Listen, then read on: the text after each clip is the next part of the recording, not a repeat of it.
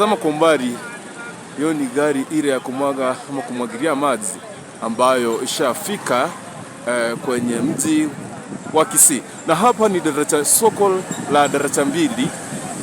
Hapa ndio tupo na hii ndio hali ilivyo. Kutoka nyuma wanafuata tu na gari wanafuata tu polepole na gari na maafisa wa usalama katika kitengo cha GSU ambao wanafuata tu polepole kutoka nyuma ili kuweza kuhakikisha kwamba hali inakuwa tu shwari kabisa.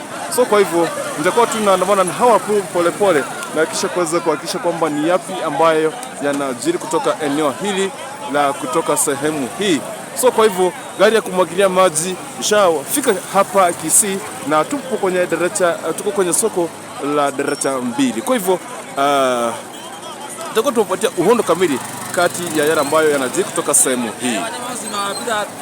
Kutoka sehemu hii kusema kwamba gari ya kumwaga maji kwa umbali ishawaziri ama ishafika, ndio hii kusema kwamba hali iko shwari. Na hapa ni kadri ya wa maskari kikosi cha GSU siona kwamba ndio washafika katika sehemu hii.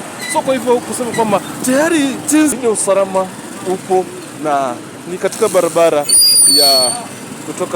ya kuingia kwenye Nyambera ukielekea maeneo ya Miruka. Okay. So kwa hivyo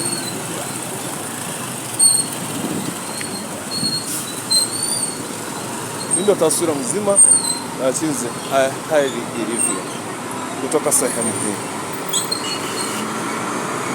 So we are here to update you and to show you exactly what is happening from this side, and we shall give you full update from this side and since what is really happening from here, and we shall give you the full update na hasa ni yapi ambayo yanajiri kutoka sehemu hii.